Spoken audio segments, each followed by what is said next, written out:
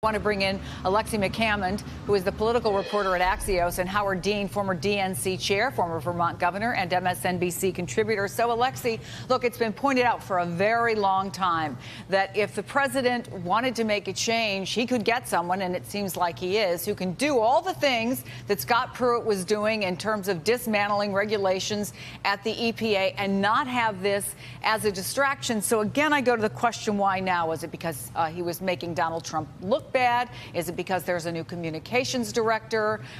Is the pressure finally building? Because when you have somebody like Trey Gowdy, who has been so much in the president's pocket, saying something's wrong here, Laura Ingraham saying get rid of this guy, it just became untenable?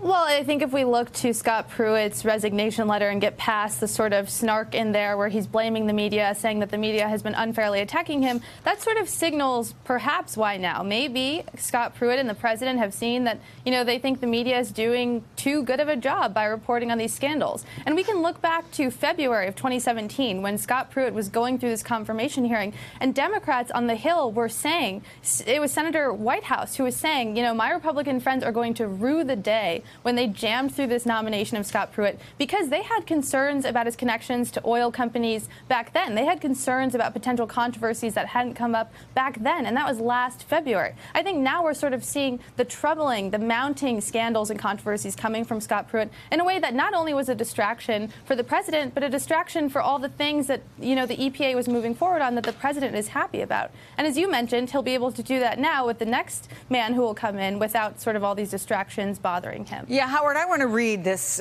from this text of a resignation letter from Scott Pruitt, and this is, I think, what we're going to hear the most about. He says, "It was difficult for me to see serving you in this role because I count it as a blessing serving you in any capacity, but also because of the transformative work that is occurring. However, the unrelenting attacks on me personally, my family, are unprecedented and have taken a sizable toll on all of us." What's your take on Scott Pruitt being gone? Well, I think he actually has a lot in common with Trump.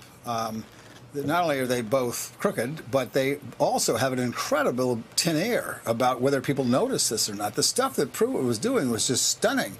And he evidently didn't care, just like Trump does. Well, but he also found, Howard, right, that he kept getting away with it over and over and over again when it became 5 and then 10 and then 12 different investigations that were going on. Well, he did, because, of course, the Republicans are completely, who run both houses of Congress, have no, they don't serve the country, they serve Trump. So they were reluctant. I mean, look, Scott Pruitt is a crook. I mean, I hope that he's going to be prosecuted for his crimes. He's cost taxpayers millions and millions of dollars and done all kinds of illegal things. What do you think the chances of that are? Is this over? He resigns and it's over? Or you think that there is some legal jeopardy for him?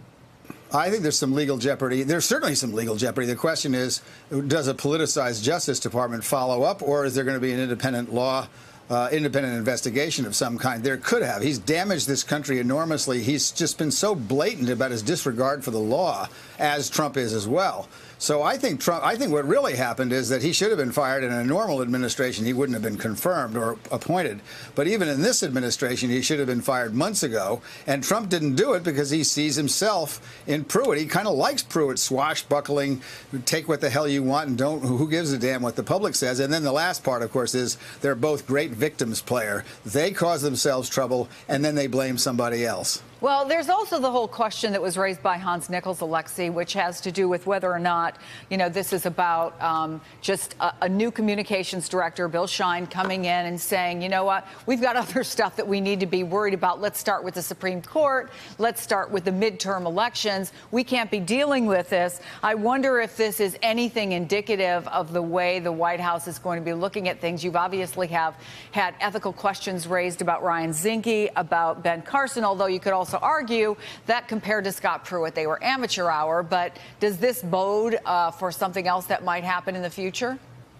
I think that would be a signal of Bill Shine having an immense amount of power on, I guess, his first official day, maybe his fourth official day this week. I wouldn't put it past him and the administration for that to happen. But I think the midterm election angle is significant here. And, Governor Howard Dean just mentioned this a little bit, that if Democrats take back the House or the Senate, either chamber of Congress in November, it will be a lot harder for the head of the EPA to move forward on dismantling the Obama administration's environmental agenda, because there will be more congressional oversight oversight from Democrats. And, you know, there are these mounting controversies happening within the administration from the top down that are easily becoming a distraction ahead of the November election. Scott Pruitt is maybe viewed, now we're seeing today, as something that is not worth it, a distraction that is not worth it when Republicans are heading into this very competitive election in just a few weeks. Howard, does it take, though, something away from the Democrats? Are Republicans breathing a sigh of relief? They didn't want to keep having to answer questions on the campaign trail about the president's promise to drain the swamp. Anybody who thinks that Scott Pruitt is not going to play a prominent role in ads in November is very mistaken. You'll see Zinke, you'll see Pruitt. You know, there'll be a whole lot of people. You'll see Bill Shine. That's the most amazing thing to me, is that if the theory is that Shine did this, Shine goes into the White House with ethics problems because he was involved in the payoffs at Fox News for the sexual assault stuff. So this is Trump hires people like himself. This is a scandal-ridden organization. As I once said, it basically is an organized crime ring run out of the White House, and that's what it is, and that's what you're going to see. And Scott Pruitt is not going away as far as the Democrats are concerned. He'll be with us until Election Day.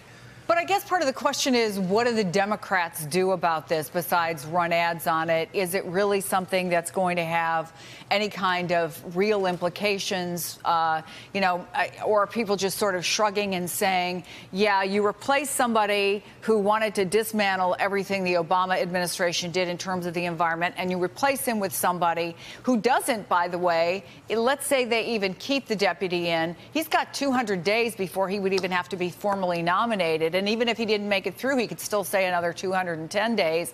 The president can keep this going well past.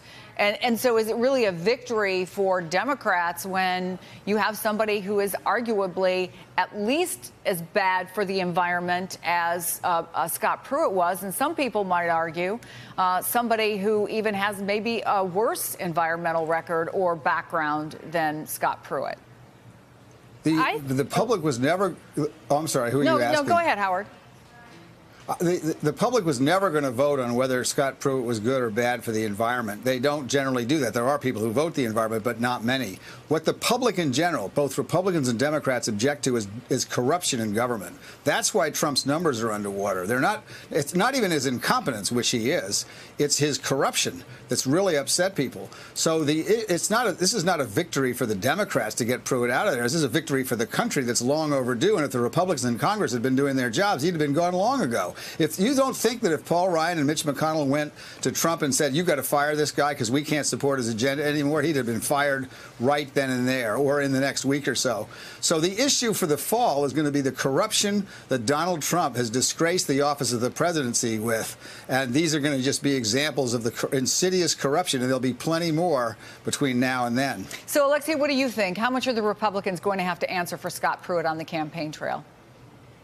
I think as long as Democrats fold this in the corruption angle, they will have to answer for him. And we've seen that already in the A Better Deal platform that Democrats have rolled out here in Washington as part of their national 2018 strategy. Corruption is a big part of that. And that extends to Scott Pruitt, Ryan Zinke, Ben Carson, the Mueller investigation, Stormy Daniels. You see it being used by Nancy Pelosi, Chuck Schumer, Tom Steyer in California in his impeachment campaign and ads associated with that. So I think the larger corruption scandal and sort of picture you can draw for voters, the more Republicans will have to answer for it, and the more Democrats will be able to use that for their side. So it doesn't necessarily end now that Scott Pruitt is out. If anything, it gets bigger and better for Democrats.